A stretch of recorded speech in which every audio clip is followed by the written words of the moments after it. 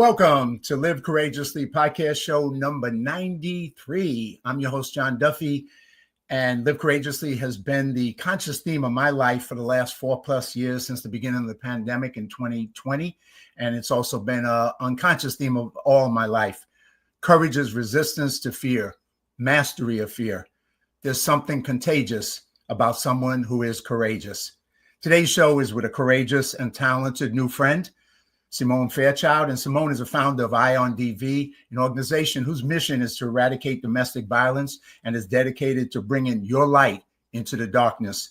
Symone hails from the Washington, D.C. area and was raised in the martial arts, becoming a master of Northern Shaolin Kung Fu and finding her way through and beyond childhood trauma on her own as a kid, and combined with martial arts as a way of life. She developed an unyielding entrepreneurial spirit coursing through her veins, which affords her a pick yourself up by your bootstraps type of tenacity. What has been written on her heart and soul, though, aside from God, the source of all things in the universe, and her son is acting.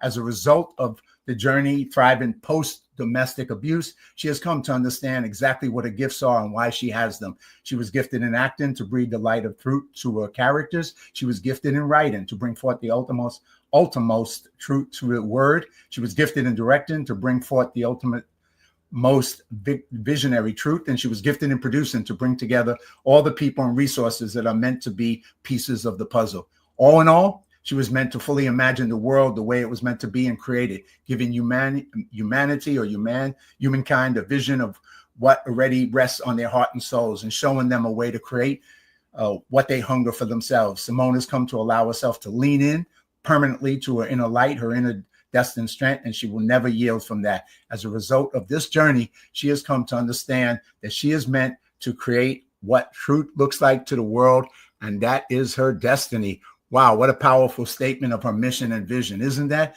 Yikes. Greetings, Symone. Thank you for joining me on Live Courageously. Thank you for having me, John. Well, that's a lot. We got a lot to talk about, and just summing up your experience, your bio, your vision, your passion, all that in a little quick introduction to the audience.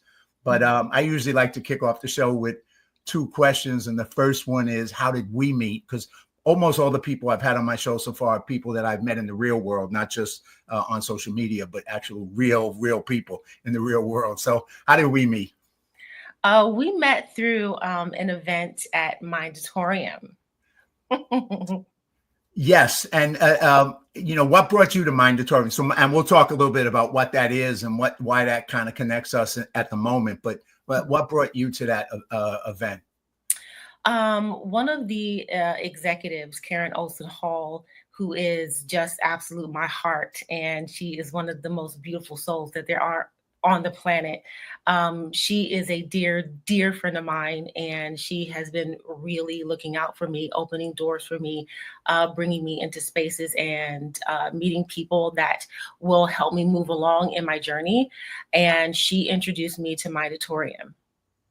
Well, that's cool. Well, I remember, that night when we met, it was a screening of Mindatorium, and I've been involved on the executive committee of Mindatorium for a while with Henry Morales when he started his journey, when he wrote his first memoir that turned into a movie, and I kind of helped him on one of his first movies. But what I remember about that night was, that's one of the reasons why I'm having you on the show, was I just, when we started talking, I felt a couple of things. One, I felt your energy, your charisma, and this aura of positivity about you. You just had this, light that you brought into the darkness. You just came with that. And, it was impressive. And then I got to ask you what your story was. And then you started telling me little pieces of your story. And then you started telling me the martial arts piece. And that kind of blew me away. So, we're going to get into that, because I also studied Kung Fu for 2 years. I didn't go as far and was not as accomplished with it as you were and are. But it impressed the hell out of me, I have to say. So that, it was a great connection. And that's kind of the reason I think wanting to have you on the show. With that, I want to ask you, in your opinion, because you've lived this kind of an amazing life, what do you say living courageously means to you? What does those words mean to you? Um, Living courageously means braving the landmines, facing the unknown, dealing with the ups and downs of life, not retreating, not yielding, also reaching out, reaching back, lifting up others, reaching within and dealing with the inner child, reaching within and processing any traumas, any darkness, anything that you might find within, processing that, applying that new growth that you will have as a result of processing those things to lead you through your journey and give you the courage, now that you have all this knowledge about yourself, using that to give you the courage to achieve your goals, live your mission. Like living courageously means living your mission, understanding what your mission is, but living it. Well, you just summed up a lot of important life lessons right there in that first statement you just made, and you some lessons about what your mission is and some of what that means. But tell the audience a little bit about your experience, because you went through that and you came out with these kind of insights and this kind of purpose. Not everybody does. A lot of people go through the trauma. A lot of people go through, all that and don't come out, or not able to come out, or not given that the vision that you have, that you've been able to create. So take us back. Take us on your journey about, having grown up, the stuff you went through, and then how you overcame, because that's the other side. You could have got stuck. You could have stayed in that, but you overcame and you drew this incredible lessons. So why don't you take us through that story, if you don't mind? Well, it's interesting how that story, how that journey happens, because it, in a way, chronologically, it starts in my childhood, but the awareness of it all starts 10 years ago. Okay. As you mentioned, I am a survivor post domestic abuse. And in my effort to understand the what and the why and the how, and just how did I get here? What happened? Why is he like this? Like it just boggled my mind at the time. And I'm the type of person, I am a research buff. I have to understand the why of whatever it is that I'm dealing with. And in my quest to understand why he was the way he was and how I got into this situation, I dove down the rabbit hole looking for the answers to both of those questions. But at the time, as I was healing from my domestic situation, I was also introduced to God while I was with him. So that was the greatest blessing, other than my son, that I could have ever had. Because as I was processing my trauma, I was also running after God like my hair was on fire. And I tend to say that a lot over the past few years. And with that beautiful hair, yes, that it really right? it does fit that statement. We can visually see it. So as I was going through that journey to try to figure that out, going down that rabbit hole to figure out him, I think maybe took a sidestep, because I understood that I also had to figure out me. How did I get here? And in healing, working with different counselors, doing my own research, working with different organizations, I started to have to go back in time to understand what led me to this situation. And it got all the way back to my childhood. And in figuring out where I was with God, going this way. So at the same time, I'm going backwards and figuring out my childhood backwards chronologically. And now also the other half of me is moving forward with my understanding of God. But it was actually flipped over on itself. And then I started to understand why the things happened in my childhood. I was molested in my childhood. Mm. And that situation was never remedied. There was no justice, there was no police, there was none of that. So I would say I've been pretty much trying to figure things out in life since I was very, very, very young. And I was because I had to be in that survival mode as a child and figure things out and find my way.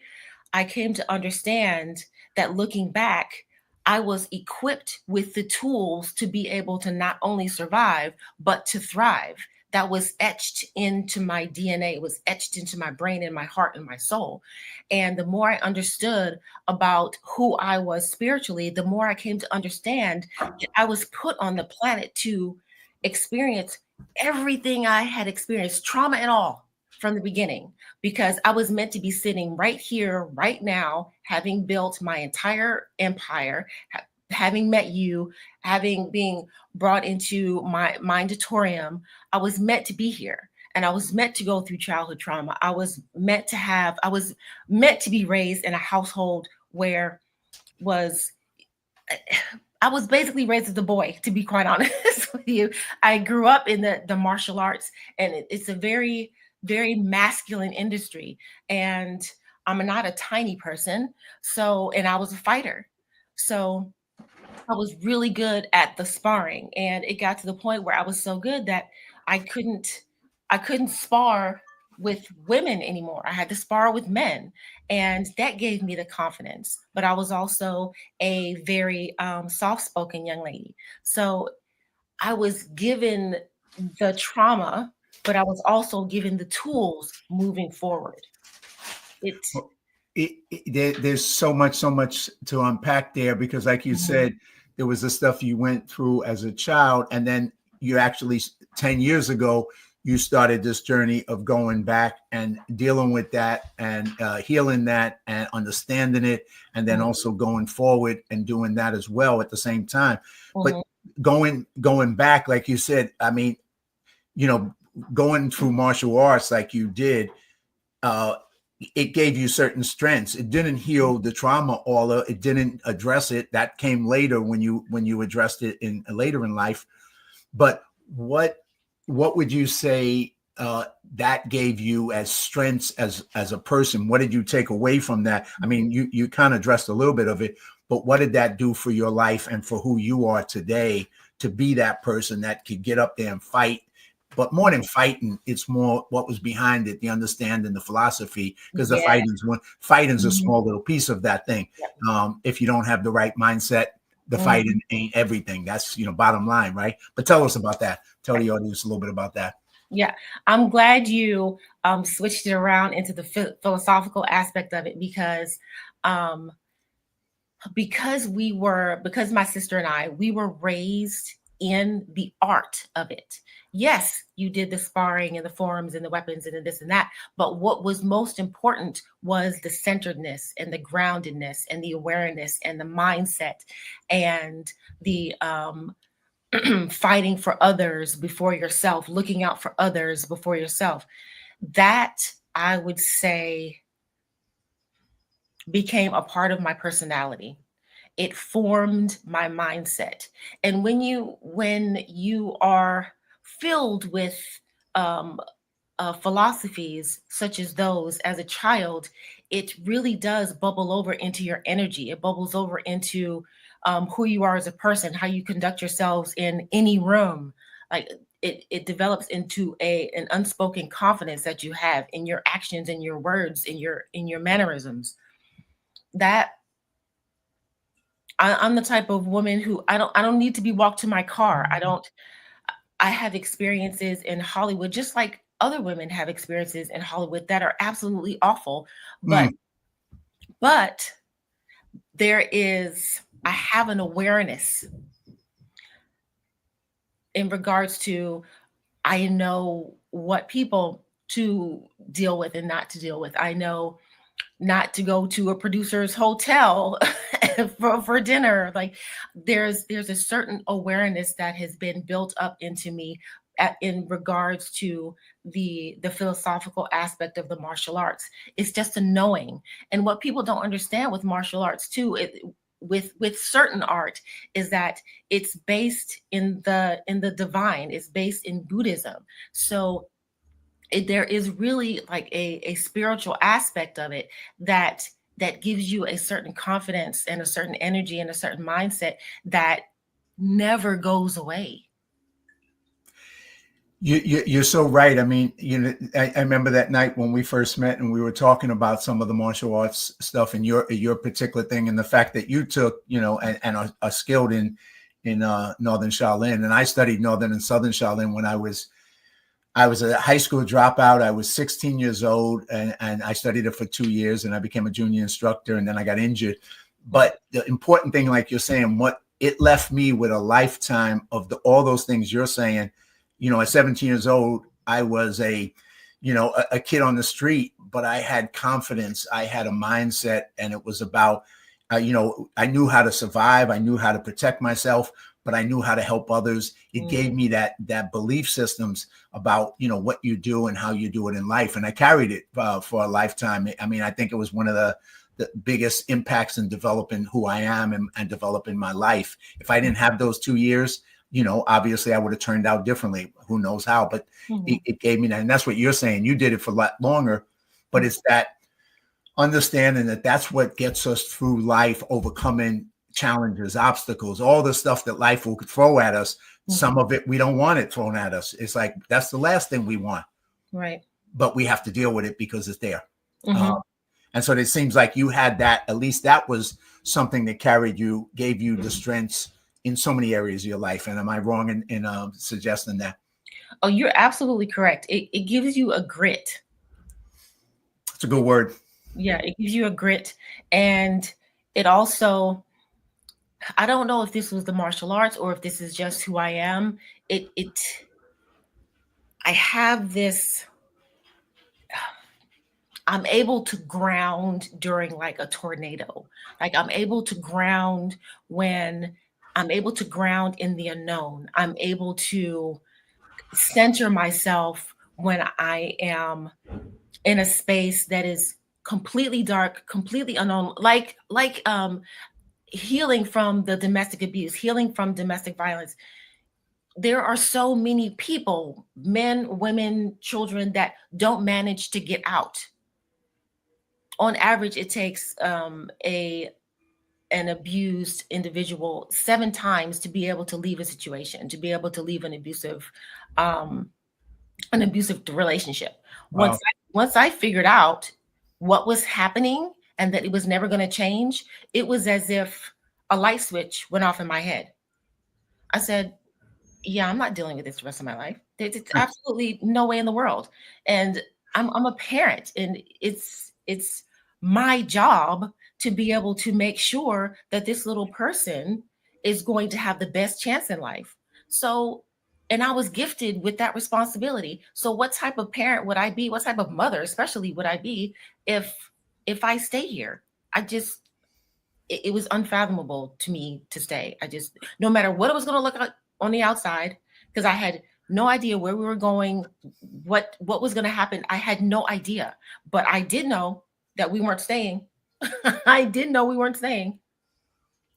But you had, and you just addressed it, and for people who've never experienced it or don't, like in on a personal level, the understanding, sometimes people don't understand why, say, in a case of a female getting out of a domestic abuse situation, but it can be a male as well, could be abused, but most of the time more females than men are abused, is, like you said, it takes 7 times. And a lot of times people can't understand. It's like, well, if it's so bad, why don't you just leave? As if like it's easy, but it's not easy.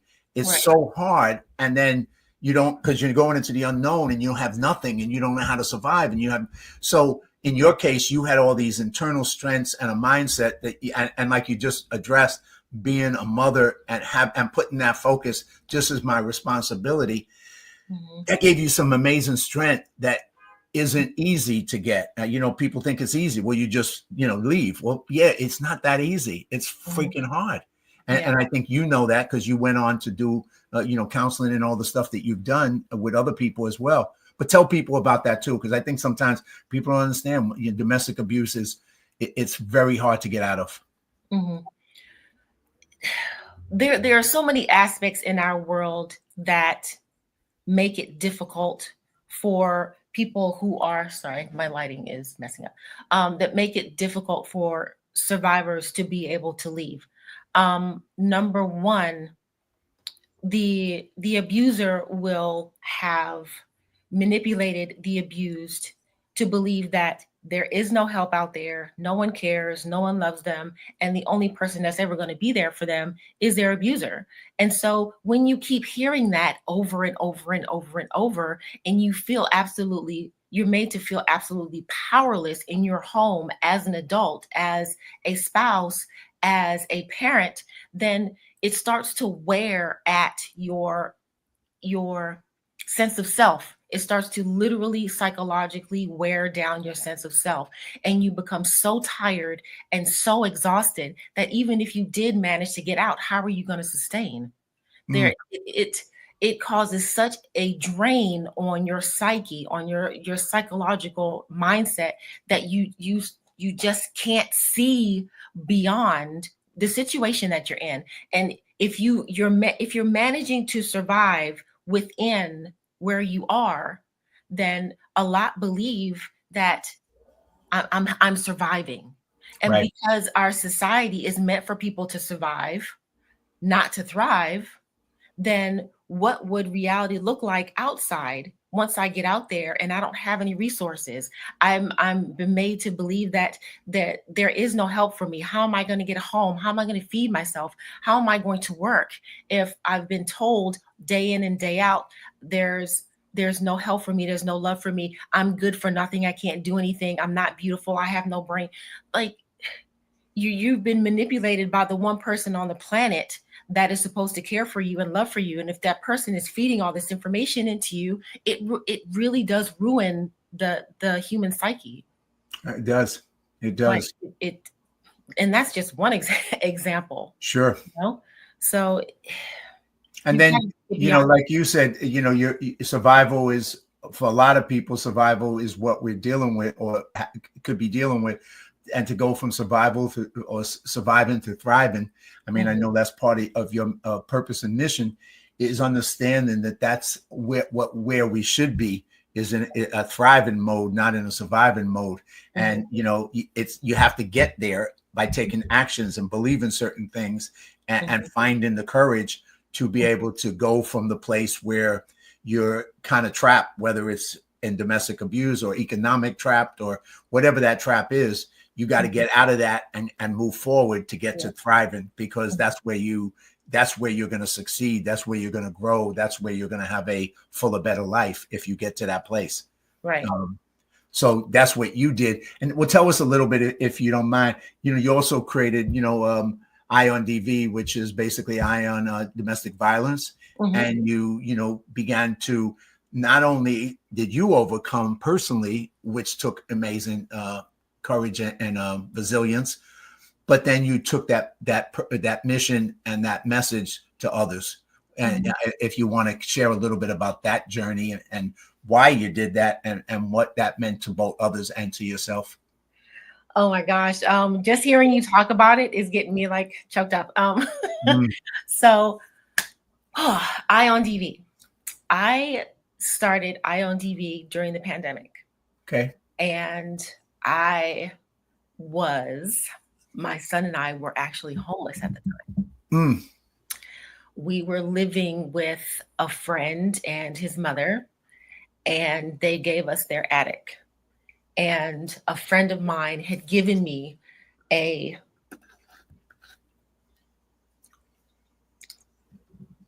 oh my gosh, I'm just going back to how I started it and how I felt.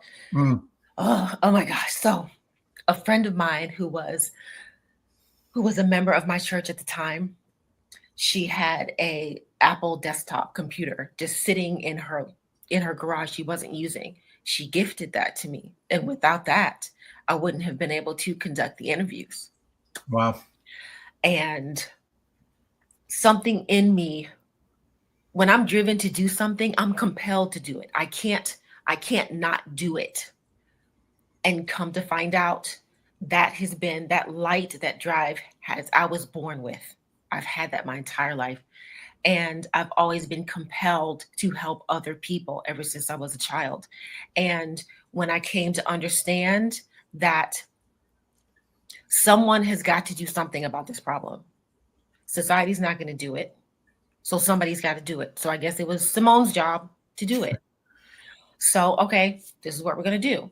We're going to set up the computer.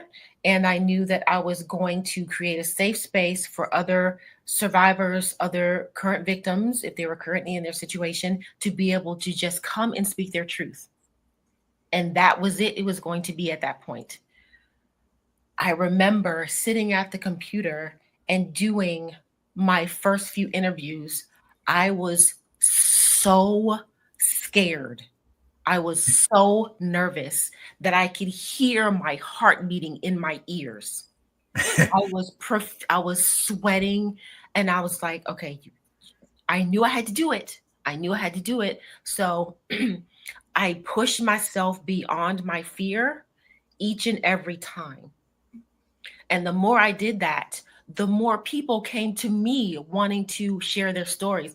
To this day, not one person have I had to go out and find to tell their story. They've all come to me. So if you shine your light, it'll come to you.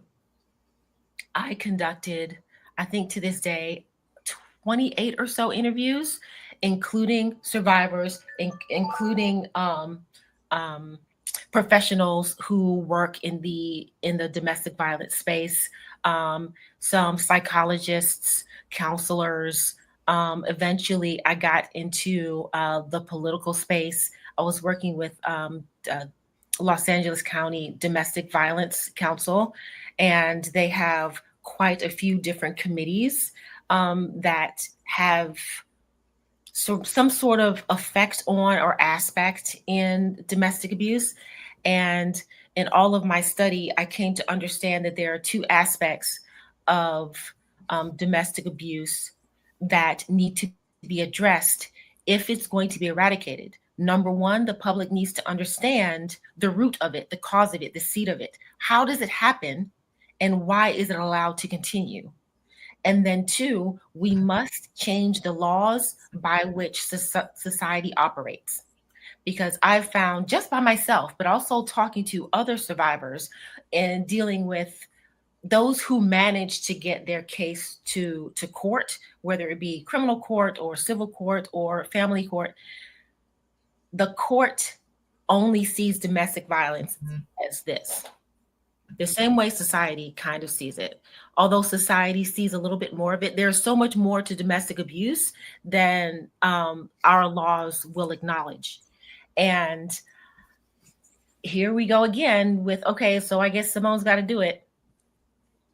So in going through my study, listening to other survivors, listening to other victims, listening to professionals, continuing in my journey, coming to understand through spirituality that we are all meant to thrive. Every last one of us. Now, individually, it might look different.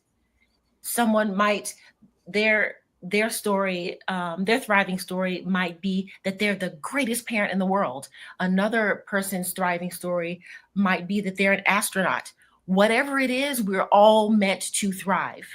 And in my divine journey, I've come to understand that we are all equipped with the exact same tools. We all have a soul, spirit, mind, heart, and a body.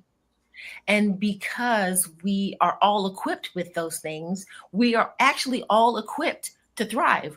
Everyone is equipped to be able to do what you're doing, what I'm doing, but in their own way. And all they need is a hand up. All they need is something to believe in. All they need is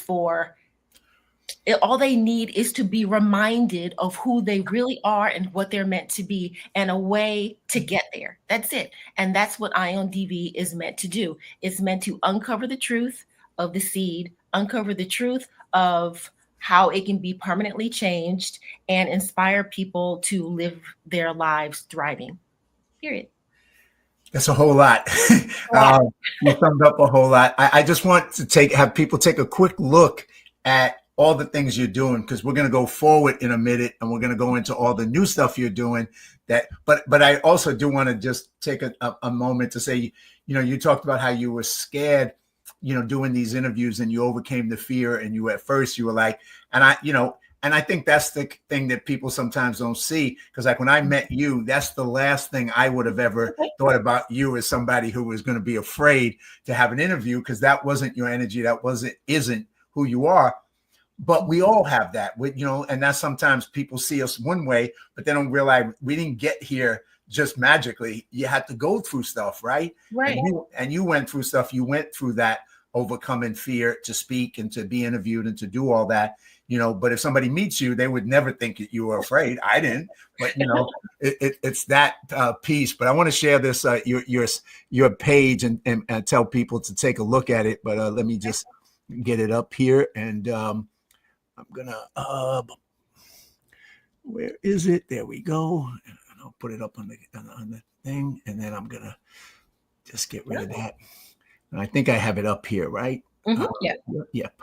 I'm just going to share it so I can get it fully for the field view. So this is you can go to her website, SymoneFairchild.com, and you'll see this is a little bit of just all the things that she's doing. This is a press and media page, interviews, shout out LA, I Will Change the World, being interviewed on ABC 7, her videos on Ion DV, which is like a 52-minute video that's worth watching for sure.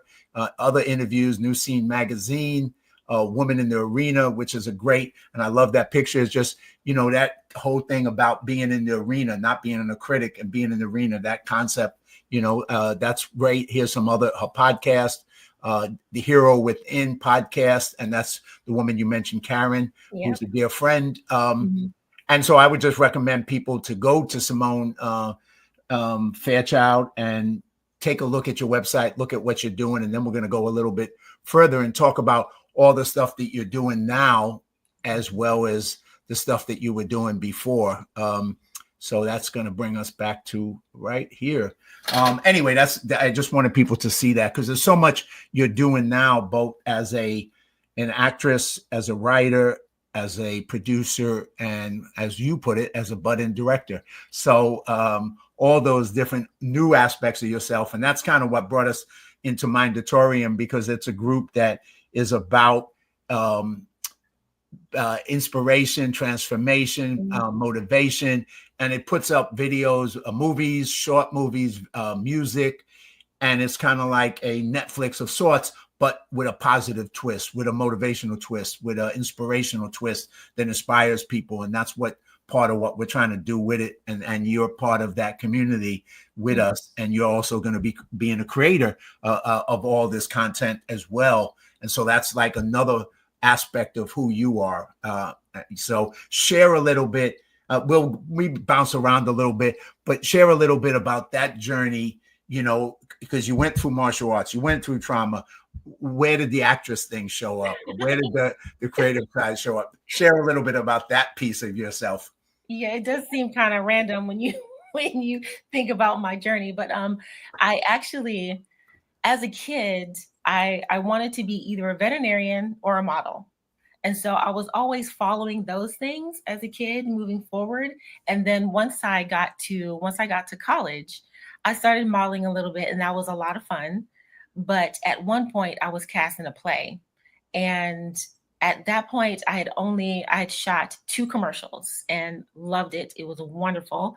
And I was cast in a play. I was cast as the lead in a play. But at that point I was bitten by the bug. You know how they say you're bitten by the acting bug? I was definitely bitten by the big acting bug. And one day I went home to my parents and I said, guess what? I'm moving to LA.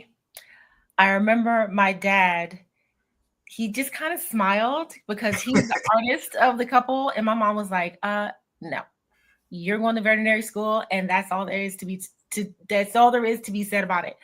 And in our household, we were very respectful of our parents. I didn't talk back to my parents. Like, I wasn't rebellious. And this was the first time ever where I had to say, no, I'm moving. So I moved to LA with 2 duffel bags and $400.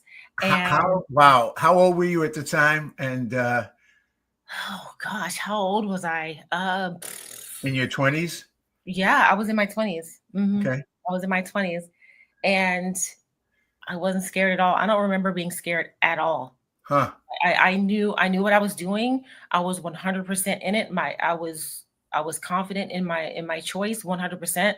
And boy, am I glad I did it, because Uh, then that came in the entrepreneurial, like pull yourself up by the bootstraps mentality, because I hit the ground running. Like I right. didn't know. My dad made a connection for me. So the people that I stayed with were actually martial arts friends who had a home in Huntington Beach. So I was a little spoiled in that regard, because I had a full um, uh, guest room in Huntington Beach. Very Oh, nice. wow. And Okay. but then from there, where did I go? I bounced around quite a bit, like creators do in Hollywood.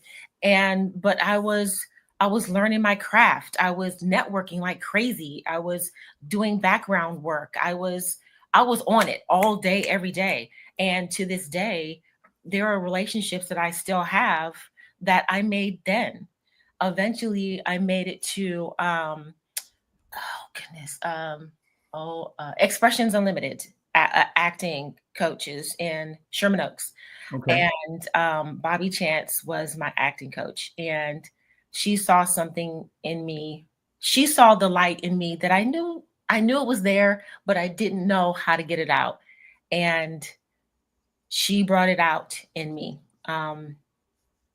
She brought Symone to the surface. And Here's some pictures, just some different headshot pictures yep. of you. But keep going with that with that conversation about Bobby Chance and So on Saturdays was her expression session, where she taught people to bring the walls down and learn how to emote. And there was an exercise where she had all the actors on stage, and she paired us all up. And the exercise was to the person standing opposite you was that one person that wronged you like the worst, that one person that is just holding you back. Whatever it is that's inside, let it out. And boy, did the floodgates open. Like oof, that's the only time that I can remember I was so deep in character that I didn't even hear cut. Like wow. the tears were flowing, the nose was running. By the time I snapped out of it, everybody around me was just like looking at me like, hello, hello. But ever since then, though, it's just been, there's nothing, there's no role, and it's that acting is my gift. It is Right. my gift, and I channel. You know how the vast majority of actors, they'll pound those lines and they'll pound those lines and they'll memorize them, and Sure. they get on set and they know them and they hear action and they let it go. But to me, acting and becoming are two different things. Mm, There's certain actors that you see that become, like Daniel Day-Lewis and Jamie Foxx and Robert Downey Jr. Goodness, Robert Downey Jr. in Tropic Thunder, he was more of a black person than a black person. I'm like, but I understood it. I right. understood because he becomes. Right. And that goes back to the hope and the faith that you pull from within, and you just free fall. It's like that trust exercise where you fall back into someone's arms having no idea whether they're there. You have to have the faith enough to fall into the world of your character, knowing that God, the source of all things in the universe, is your life jacket, and that source will pull you out if need be. There's nothing like it in the world for me. Uh, I hear you. I think, that's not true of all actors and not Mhm, true of a lot of people who act. I mhm, think, the ones who have that gift, or that's who they are, and do that. It's very special. I have a dear friend who's originally from Trinidad, and mhm, I just took him a couple of weeks ago. I gave him a walking tour of Skid Row, to give him, because he was going to do a part of a homeless guy, and he's someone who throws himself into stuff and it hits him emotionally. And so I took him through all the encampments down in Skid Row and everything, and it just, you could see him absorbing, watching the people, just seeing what they're going through, the suffering, the, you know, living out on the streets and all that. And, you know, I mean, he's had a tough life. He grew up in a poor nation, Trinidad. It wasn't like he was a rich kid or anything. But to, you know, see him take it on, and then seeing pieces of what he did in the movie that he worked in, you go, yeah, he's like you. I mean, it's like, it's 100% commitment. You know, he's there. He's 100% there, and it's impressive to watch. But keep going with you. I mean, so you do this acting, you do the Bobby Chance, you start to, this is who you are. But, and I say, but I always, when you say, but it validates this thing before, but it doesn't in this case.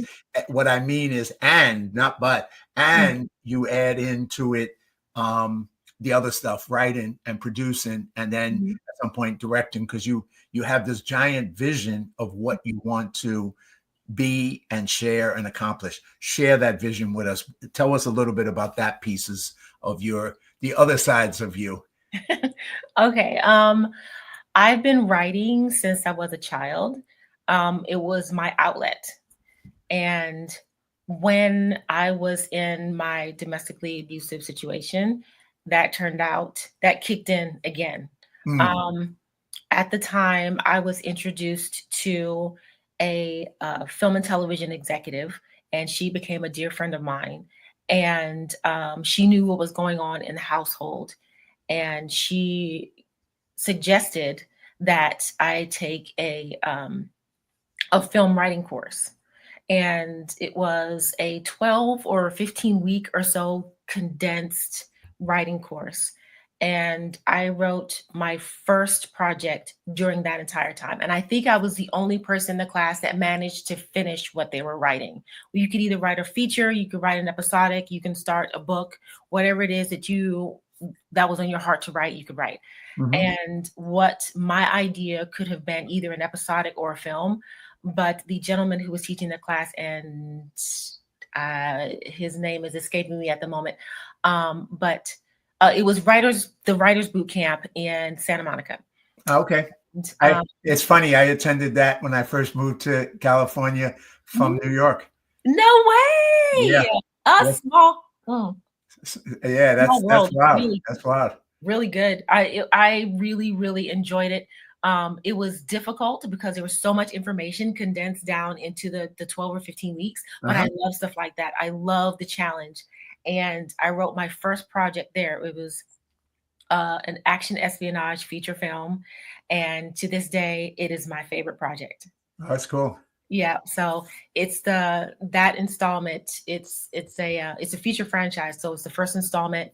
All in all, I have about, I would say 25 or so projects in my library between features, episodics, animation. I've got a book in there. I've got docuseries, a reality series. I'm in pre-production for my own, oh my gosh, my documentary that I'm going to be directing. It's called Lean Into Fear. And it deals with the seed of domestic abuse, how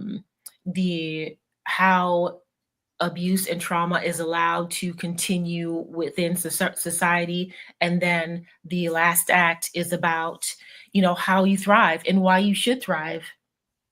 So I have my entire empire. It's vast, but it all makes sense. I understand the strategy. I understand I'm going to be layering certain things. I'm going to be launching my own production company at the end of the year.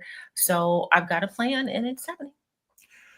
Well, haven't had a chance to spend a little time with you at a couple of events. I have no doubt of your ability to pull these things off with the energy that you have and the belief that you have. I remember asking you one evening, what some of the genre that you're talking about. And you mentioned the one that you love the most right now on the show, but is action espionage.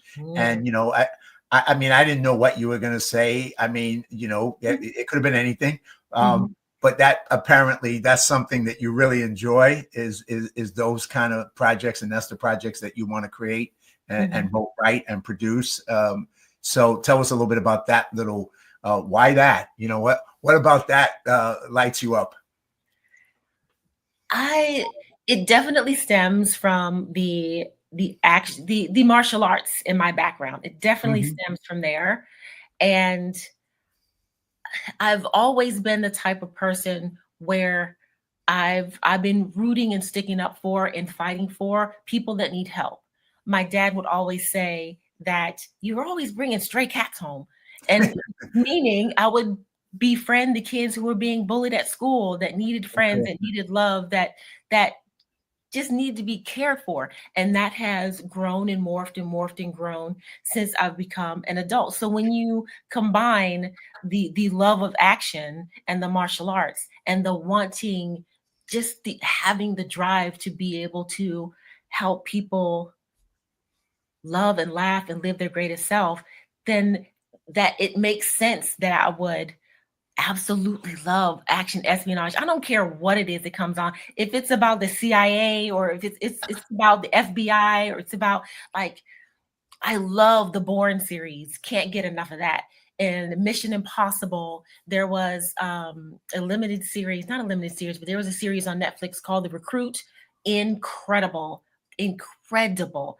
I love the sleekness, the style of 007, and being being able to make global impact, I guess maybe behind the scenes, or just really being able to help in a big way that is different from the norm, or that's outside of the rules, that the vast majority of the rules don't help us anyway. They just control us, right? So I think that's why. That's a good answer. And I just want to throw up a picture of Oh, you. Uh, I don't know what this is from, but it obviously fits a little bit into what you just talked about. yep, I don't know. That's probably from a project that you did. Um, yep, yep. It was from, I shot a pilot a few years ago where I was playing an assassin. okay, so Yep. that fits into the whole thing. And so obviously within the world of fiction, whether it's feature or series, you know, you have that thing inside this documentary you're going to do. You know, Mhm. the title and the message is, I think, really good just to take a minute on, which is lean into fear. Mhm. That's such a, you know, just a couple of words, 3 words, but at the same time, what does that mean to lean into fear? Because most people, the message is run from fear, right? Run Right. from, get away from fear. But what Mhm. is lean into fear, and why is that the title of your documentary? Um, we have a misunderstanding of what fear, what the entire aspect of what fear is. Now, physical fear is when you're in the forest and there's a bear in front of you. Then yes, of course, do what Run. you need to do in order to survive. Yes. But when it comes to living your life, and life is meant to be a journey. You're supposed to grow from the moment you're born until the moment that it's time to go home. And in order to do that, you are going to have trials and tribulations. You are also meant to thrive. In order to thrive, you must push beyond your fear. Either push beyond it, or channel it, or have it be the rocket fuel in your veins, like I've come to understand it is for me. But in order for you to get to the person you're meant to be, you must lean into that fear. That is where you get your strength from, your tenacity from, your fire from. That's where I get my dragon. I've got an inner dragon that's alive and kicking right now. So you lean into fear. That I chose that as my the title for my documentary. And you know what? I don't think I chose it. It just came to me. I'm really good with titles for anything anyway, but there was just one day I was just sitting at my computer working on the proposal, and up until that point it was untitled, and it just literally just popped into my mind, lean into fear. And I know how people think of the word fear, but we shouldn't think of it that way. That leaning into your fear and facing it and using it as a tool, using it as your weapon to be your greatest self, that's the key. And that's what I want to change people's mindsets. I want to create a different understanding of what fear is, and the fact that it's one of the greatest tools that you can use to become your greatest self. Well, behind me on my bookcase, I have a hat that says "Faith Over Fear," and I think that, I know for myself, when I went through a major change in my life, I did a fire walk when I was much younger in New York with Tony Robbins, and walking across hot coals. It was a physical experience of walking across something that you can get burned on your feet, but it was more a metaphor of how you have to face fear. You can either avoid it or you can walk through it. You can get to the other side. And, that message is true, and lean into it or walk through it, whatever that is. We have to face those fears, acknowledge them. Don't make like they don't exist, but that shouldn't stop you from going, like you said, to the point where you thrive. So that's kind of what you're doing with all of that. Tell me a little bit. We got a few more minutes, or another 9 minutes or so, but there's so much to cover with you, but anything else? You obviously you have all these, probably a lot more on your plate. I'm going to throw up some quick pictures while I'm talking, because you've been on some different, here's a magazine, Women of Dignity, I believe it is, or it's Scars of Survival. Scars of Survival. Okay, excellent. And that's just one. I'm going to just throw up another one. Here's another one behind the monitor. I guess you were acting in something there. Here's another one on a billboard up there. Yeah. Was that in New York, that billboard? That was actually downtown Atlanta. Downtown Atlanta. Okay, excellent. And then what else? This is another one, I think, of you on set. And then here's another one as well, getting ready to be interviewed. So I just want to throw up some of those pictures. So you've done a bunch of things. You keep doing stuff. You got this energy that's nonstop. Like when you described all the projects, I was like, wow, that's a lot of projects there. But yeah, tell us what else would you want to share with the audience? Obviously, what means a lot to you is your son. As a mother, you have an incredible love and passion, and that's what got you through that deep thing and continues to drive you to be the best you can be as a parent. You have so many aspects to yourself. Tell us that anything else you want to share about, for people, the lessons you learned in all these different aspects of your life. If I can do it, anybody can do it. It's so frustrating for me, because sometimes I just want to take people by their shoulders and just shake them, but you can't make them do anything. But it's just try, and it doesn't take for you to see the whole picture. It doesn't take for you to be perfect. It doesn't take for you to be your greatest self now. Just take one step at a time. And it doesn't, even if you don't know if you believe in a higher power, believe in yourself. Each and every person was put here in order to be their greatest selves. If you don't know what that is, jump back into your childhood and start from there. What did you want to be as a kid? Did you want to be a doctor? Did you want to be the best teacher in your small town? Start from there. And when you continue to unpack what it is within you, you'll eventually get to the point where you are now, and then move beyond there and move into what you want to be next year, in the next 5 years, what you want to accomplish by the time, you become a grandparent. I just want to influence people to believe in themselves.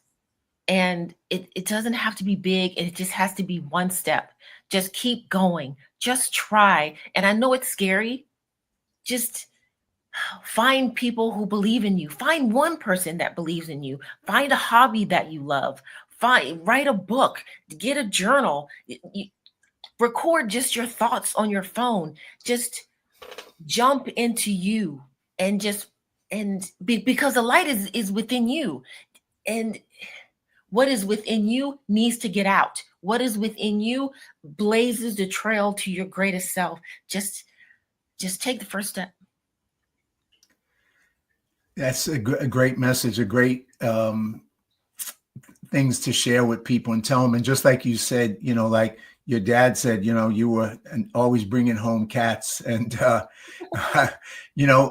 fact that that's purpose is a purpose that keeps going throughout your life. And I think, for sometimes for people don't realize that what makes life really both good and valuable is to have a purpose, to have a mission that's bigger than us, that it's not about just us. Yeah, I mean, there's things we want in our lives individually, but when we're out doing things for others and we're serving others, then our life gets better. It just gets better, and we're able to feel good about helping others. And we don't do it to get something back. We do it to do it.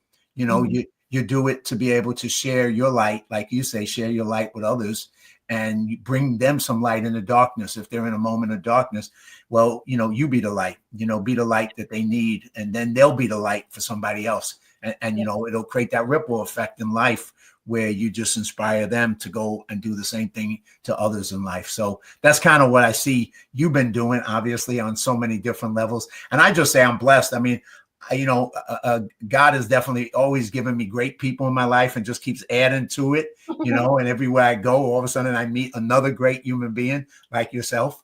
And I get to hear your story. And then it's like, oh God, I got to share this story with people because it's a great story. And it's a story of overcoming and bringing light to the world. And that's who you are. So I enjoy it, but keep going as we wrap up. I still got a few more minutes, but what else, you want to share some projects? I put up your where people can go to contact you, whether it's for acting, for writing, for producing, for partner up with you. They can go to your website right here, and then they can obviously, reach out through the contact thing on the website to reach out to you. What else would you want to tell us about the future for you, or, anything is, that you would like to share with us? Let's see. I want to share my Instagram. My Instagram is IONDV, EYEONDV. So it's EYEONDV. DV. All right. And that's on Instagram. All right. So they can go here. Let me see if I can put that up. I think I can. There we go. IONDV on Instagram. And my Facebook is Symone Fairchild. So that's my name. Right. And my TikTok is Symone Fairchild as well. I'm more active on TikTok. Okay. But in regards to what to look out for in the future, I'm going to be changing things. I plan on writing a book as well. And that's a major, major, major overhauling, because it's not just going to be a book. I'm creating a new paradigm. And in creating that new paradigm, I also want it to be worked into the educational system. So I'm going to be creating a master's program on this new paradigm, a PhD program on this new paradigm. So that's going to come up further down the road once I get my production company up and going, because as you can imagine, that's going to take a lot of, cognitive energy and a lot of time and space to create and to get going. What I'm most excited about is my production company. I can't wait, because my wheels are always going. Like, there's a reason why I have 25 projects, 4 of them being franchises. So there's a ton. And then there's the action sci-fi short that I want to talk to you about. So I cannot wait to get that going, also because I plan on layering my projects. And I want to layer my projects because in doing that, I'm going to be able to keep people working. I don't believe in the feast or famine aspect of Hollywood. I don't believe in that at all. I think that is worked into the system to keep people dependent on the system of Hollywood. If you keep people working, then they won't be dependent. So if I layer my projects to be one on top of the other, then my crew can just go from one project to the next, and they can continue to take care of themselves and their families, and pour some of that energy that they would put towards trying to find the next gig, put that energy into creating their own thing, or spending more time with their family and their friends and having a more full life. I want to make the world better. I want to make things better for people. There's no need for people to be so stressed out and scared and running around like with their hair on fire. There's really no need for that, because we're meant to thrive. I want people to have better lives. And if I can do that, I've left the world a better place. Well, I don't doubt that that's what you've been doing and will continue to do. I look forward to working with you. People can, they'll check us out at Mindatorium. We'll be part of that community of one of many things that we do in our lives. That's just one piece. And I'm just going to throw that up real quick, and just basically people can check that out. And this is the website there. People can definitely check that out, Mindatorium. But besides that, I just think that, there's a lot we're going to do. And so thank you so much for bring you back in there. Thank you so much for joining me on this show. Thank you. It was such a pleasure meeting you both the first time and then the second time, and having a chance to have you come on and share your story and your mission and all the things you're going to be doing in the future. So I look forward to working with you on some of them, or maybe others, more of them. We'll see. But thank you so much, Symone. I appreciate it. And you have a fantastic day. Thank you so much. You too. All right. Thank you. Bye-bye. All right. Well, let me just sum that up. I hope that today's show with Symone inspired you to lean into your fear, to go from surviving to thriving, and that, her message is an inspiration. I think just listening to her inspiration of what is possible when you lean into the fear, overcome the fear, and begin to create that thriving life. So definitely live with passion, pursue your dreams. And if you haven't seen my previous 92 podcasts with some of my amazing, courageous friends sharing their powerful stories, go to live-courageously.com or my YouTube channel, Live Courageously, and you can check them out. And you can watch them every Wednesday when they go live at 6 p.m. And then also on Sunday, a repeat at 6 p.m. And then, of course, you can always go to YouTube and watch the recordings of them. So I hope you choose to live courageously, make your life a masterpiece, and God bless you until we meet next week.